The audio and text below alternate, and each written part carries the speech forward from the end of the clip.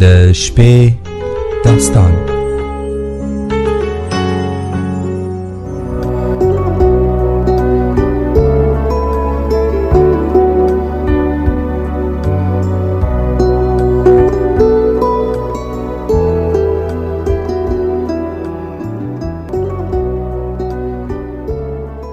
د سپوږمۍ راډیو درنو اوریدونکو او د شپې داستان د خپرونې قدرمنو مینوالو سلامونه او درنښت هیله لرو چې ټول به روغ جوړ یې. د شپې داستان په دې خپرونه کې درته د سپین داړي ناول وروستۍ برخه وړاندې کوو. هیله لرو چې دا ناول مو تر اوسه راسره اوریدلی وي او خوند مو ترې اخیستی وي.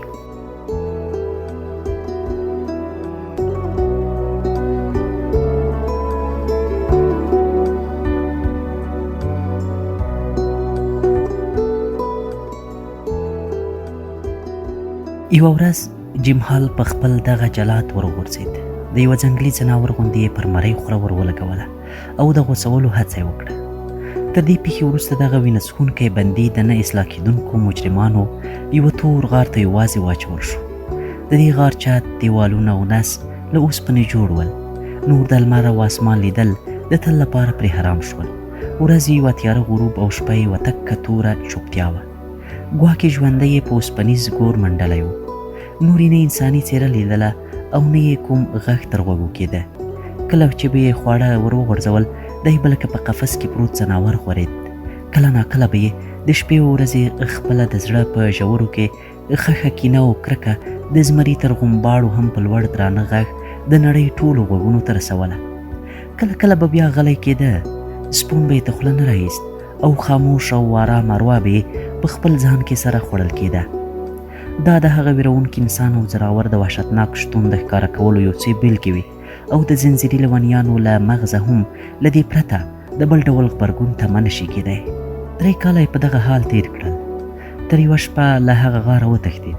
د زندان ساتونکي چې کله دا خبر واورېد په ډېره بېباکۍ اوږې پورته واچولې او دا کار یې ناشونی وباله. خو د غار سر خلاص او په خفه وژل شوي پیردار مړ یې پر غاړه پروت و. د 2 نورو خفه شویو پیردارانو لاسونه هم په دهلیز کې پراته ول. دغو نښو دا ښودله چې جمحال د محبس د دهلیز له لارې انګړ او بیا له هغه ځایه پر دیوال اوښتی دی. جمحال د 3 وژل شویو پیردارانو په وسلو سنبال په غرونو رغونو کې لالهانده ګرځېده او ټولنه له خپل ټول نظم او تشکیلاتو سره پسې څاروه. په سر یې د ډېرو طلاوو جایزه ایښودل شوې وه. کروندګر د انعام په هیله ټوپک پر اوږه پسې ګرځېدل او غوښتل یې یو ځای نه یو ځای ګوندې په لومه کېباسي. د ده خون ممکن یا یوه لویه کورنۍ له ګروۍ خلاصولی او یا هم یو زوی ښوونځي ته لیږلی. هېوادپال ځوانان هم ټوپکونه پر اوږو پسې ووتل. یوه ډله زبر سپیان یې هم له ټپې پښې څخه د تویې شوي وینې په بویولو سره پلټول. د پولیسي سپیانو څو نور ډولونه هم چې د قانون په نامه یې ځغاستل او لګښتونه یې ټولنې پرې کول د ټلګراف، ټلیفون او ځانګړو اورګاډو په مرسته په جمحال پسې سپوږمۍ کشولې. کله ناکله به څارونکي پرې پېښ شول او اتلانو غوندې به ورسره وجنګېدل. د دغو پیښو له حاله بخاریان د دا بلې ورځې په سبا د سهارنۍ خوړلو پر مهال له ورځپاڼو څخه خبرېدل. خبر دا و چې څو کسه به مړه او ژوبل شوي ول او قاتل به هم تښتېدلی و. خو دا لړۍ نه درېده او د وژل شویو ځای به سملاسي نورو ډکاوه. اخر تاسې وخت راغی چې جمحال ژوندی ژړانده په ځمکه ننوت او ورک شو. سپیان ایله پسې ګرځېدل. څارونکو به ناحقه په غرونو رغونو کې بېګناه چوپانان نیول او تر څو به یې هویت نه و معلوم شوی نه یې خوشي کول. له بلې خوا یوه ډله سراښ ځوانان چې شپه ورځ یې د جایزې خوبونه لیدل د لوړو او خطرناکو غرونو په 10-12 ځایونو کې په قاتل پسې سرګردانه او لالهانده ګرځېدل. په عین وخت کې د سیراویستا اوسېدونکي له کیسې خبر شوي او په ډېره اندېښنه او تلوسۍ یې ورځپاڼې تعقیبولې. په تېره مېرمنې ډېره ناارامې وې او قاضي سکاټ یې په خندا او ټوکو د آرامولو بېهوده هڅې کولې. د هغوی د خواشینۍ لامل دا و چې همدا جمحال د قاضي سکاټ د دندې په وروستیو ورځو کې محکوم شوی و. جمحال اوله پلا له ورپورې تړل شوي توره مبرا بېګناه و، خو پولیس له خپل تلپاتې عادت سره سم پسې لښتي شوي ول او د جعلي اسنادو او دروغجنو شاهدیو په زور یې ګناهګار ثابت کړی و. قاضي سکاټ چې د کیسې په بیخ او حقیقت نه و خبر، د شنه اسنادو له مخې یې په پوره ایماندارۍ د نوموړي د محکومولو فیصله کړې وه.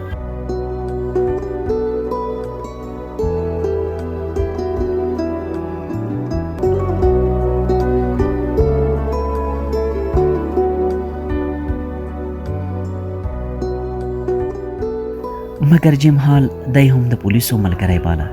کله چې په هغه تور غار کې په 50 کلن بند او تدریجي محکوم شو نو د محکمې په تالار کې یو دم ودرېد او له دغسې قاضي او قضاوته د خپلې کرکې د ښودلو په پار یې یو لویه ګړونکې کریغه وکړه. کله چې له هغه ځایه د ایستلو په نیت ساتونکو په زوره کشاوه لکه زمری وغورېد او د غچ اخیستلو لوړه یې وکړه. د سپین داړي په دغو شیانو صد نه رسېد مګر په سراویستا کې د جیم هال د تېښتې د خبر د خپرېدو له ورځې د ده وبادار د مېرمنې ایلیس ترمنځ یو نوی راز پیدا شوی و. هره شپه کله چې به ټوله سراویستا ویده شوه ایلیس به له خپلې خونې راووته او دی به یې د کور په لوی سالون کې خوشي کړ. سهار به یې هم ته هر څه لومړی بیرته له هغه ځایه راویست. اوس نو سپین داړی نه کورنی سپی و او نه یې هم په خونه کې د ودرېدو حق درلود. یوه شپه د شپې په تیاره او چوپتیا کې له خوبه راویښ شو او له غږ او غوښ پرته یې سپږمې کش شروع کړه. کور ته یې د یوه پردي انسان د راوتلو بوی تر پزه شو. غوږونه یې څا کړل. د پښو یوه ډېره ارامه او له احتیاطه ډکه ښکالو یې واورېده. ونه غورېد ځکه په دغسې وختونو کې بیا له بل تکتیکه کار اخیست. یو نااشنا انسان چې سیوري غوندې بې اواز را روان و ښکاره شو. دی تر هغه لا په ژوره چوپتیا پسې شو ځکه دی د جامو له شره هم خلاص و چې له بدن سره یې په لګېدو کښ و پښ جوړ کړي. په وحشت کې د ښکار له وختونو یې د خپلې مړۍ د داسې څارولو چل زده کړی و چې ځان ته پکې زیان نه اړوي. نااشنا انسان د عمومي زینو مخې ته ودرېد او غوږ یې ونیو.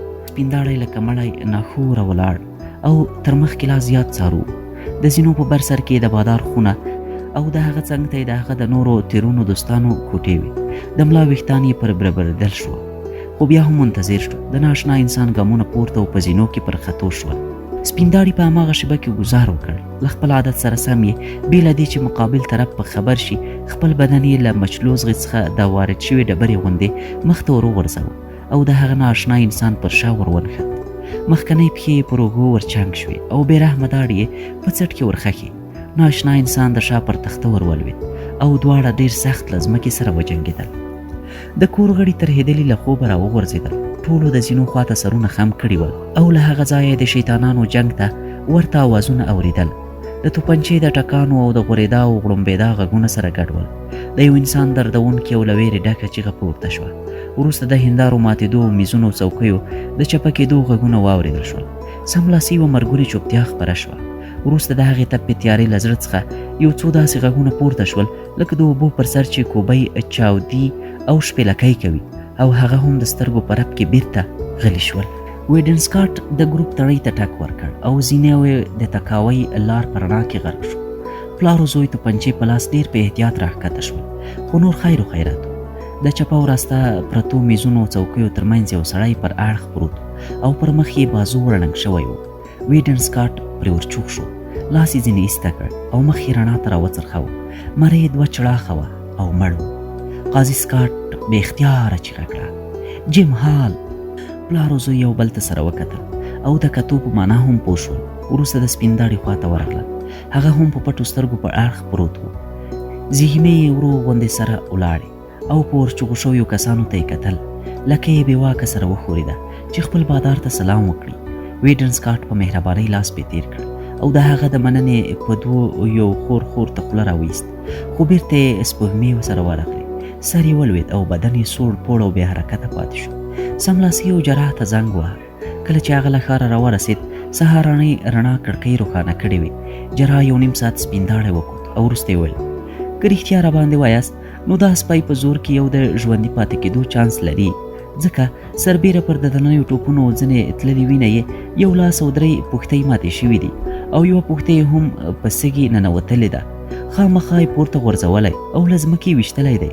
بل یې د بدن په دریو بېلابېلو برخو درې مرمۍ هم خوړلې دي ځکه نو زما په اند په زور کې یو د ژوندي پاتې کېدو چانس لري او په دې نظر هم خوشبیني ګډه ده.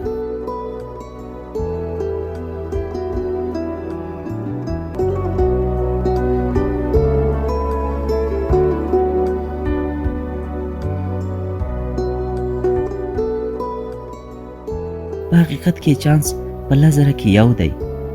قاضي سکاټ ډاکټر ته وویل ډاکټر صاحب همدا په 1000 کې یو چانس هم باید وکارول شي. که اړینه وي ایکس رې هم وکړئ. هر څه ته چې اړتیا وي ویې کړئ او د پیسو په کیسه کې هم مه اوسئ. ویډینا ته هم سان فرانسیسکو ته زنګ ووهه او ډاکټر نیکولاس راوغواړه وبخښئ ډاکټر صاحب، له دې خبرې څخه مې ستاسو سپکاوی هدف نه و. غواړم د دې سپي په رغولو کې خپل ټول وس وکاروم. جراح موسکی شو او ویې ویل: ستاسو خوښه ده صاحبه، زه پوهیږم تاسې بالکل صحیح وایاست.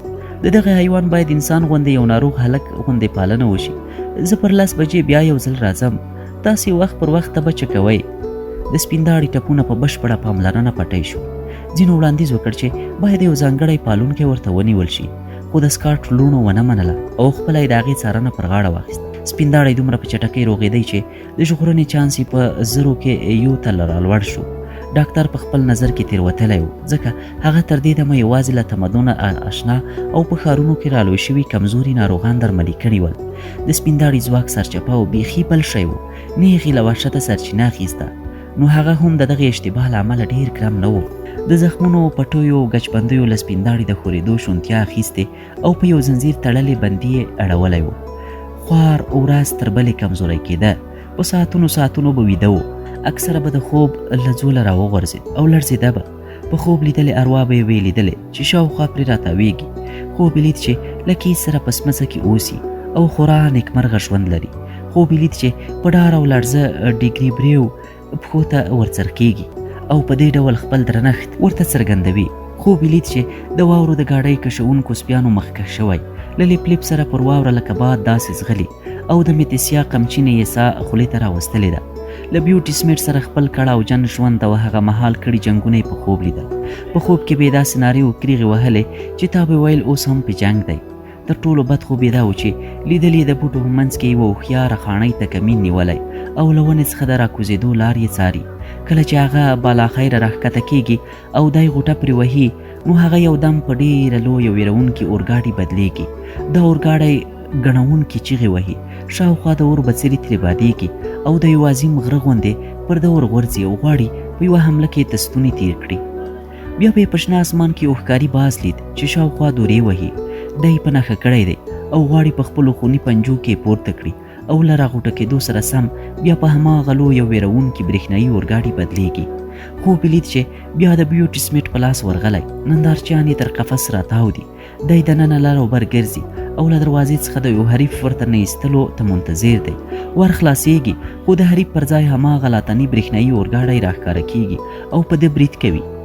اخر کله چې ډاکټر د ټولو پر وړاندې له وروستي ټپه پټۍ وایسته، ده غوښتل له ځایه ولاړ او د خپل بادار خواته چې دی یې ځان ته وربالا ورشي، خو پرې ښې سستې شوې او له ډېرې کمزوریه په ځمکه راونړېد.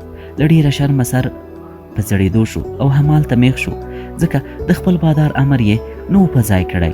میرمنو نارې کړې: دا دی سپېڅلی شرمو.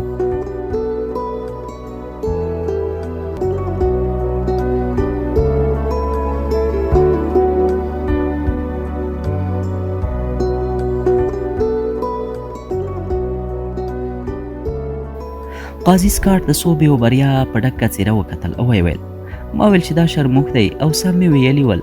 کوم کار چې ده وکړ د یو عادي سپي تر توان ډېر لوړ و، خو معلومداره چې شرموښ دی. د قاضي مېرمنې تایید کړه او ویې ویل: سپېڅلی شرموښ دی. سپېڅلی شرموښ ډېر ښه نوم دی او په دې کور کې به په همدې نامه یادېږي. ډاکټر وویل: اوس باید تګ ور زده کړئ او دا کار باید سر له همدانه پیل کړئ. ونیسئ، د باندې وباسو. سپینداړی په پښو ودراوه. عضلې یې ورځ په ورځ ځواکمنېدې او په کار لویېده. نر هغه و چې تر بغل یې لاس ور لاندې کړي او په تللو کې یې مرسته ورسره کړې وای. سره له دې چې پښې یې لړزېدې، بیا هم د یو جابر پاچا په شار تر چمنونو پورې بدرګه شو. هلته پرېوت او آرام یې وکړ. وروسته مزدورانو د غوجلې تر خولې پورې بوت. هلته یې کولي له شپږو ښایستونو کوتریانو سره چې د لمر ته ژوند بښونکو وړانګو لاندې لوبېدل پرته وه. کوتریانو ته یې حیران کتل. کولی ورته وغورېده، د پښه ونیوله او ور وړاندې نه شو. په دا سال کې چې یوې مېرمنې کولی کلک په بغل کې نیولی و، ګران بادار یې په خپلو پښو کې یو کوتری ده ته ورنږدې کړ. د ده په ملا وړی شکې ودرېدې. شکمن و، خو څښتن تسلي ورکړه چې د کولی له اعتراضیه ګواښونکو غورېدنو سره به له دغې کوترې څخه هېڅ زیان نه ورسېږي. غوږونه یې څملولي ول او په پلټونکي نظر یې کوترې ته کتل. وروسته د دواړو پزې سره وجنګېدې. د ده پر پزه یوه نرمه او ګرمه ژبه ونښته. بې اختیاره یې ژبه راویسته او بې له دې چې د خپل دغه کار په علت وپوهېږي، د کوترې مخ یې ور وڅاټه. د دغې صحنې په لیدلو سره انسانانو چکچکې وکړې او د خوښۍ چیغې ووهلې. دغه شر او شور نارامه کړ، په ټول وجود یې کمزوري ګډه شوه او همالته پریوت. د کولی د خوښۍ خلاف نور کوتریان هم ورنږدې ورغلل او په شاوخوا یې لوبې ورته شروع کړې. د خپلې وحشي غریزې او اوږده یوازیتوب له اغېزې یې لومړی غوښتل دا وړه مزاحمان له ځانه وشړي، خو د انسانانو د ستایونکو چکچکو په لیدو له دې نیته تیر شو او هغوی پرېښودل چې په خپل سر و مخ یې راوغورځي او لوبې پرې وکړي. په داسې حال کې چې مناني او ښکلي کوتریان یې پر ملا او تشي ورغورځېدل، خندونکي حرکتونه یې کول او په یوه دنیا مینه او خوند پر یو او بل بلوسېدل، د ده سترګې درنېدې او د پسرلي د لمر اروا تازه کوونکو وړانګو ته ورو ورو خوب یوړو.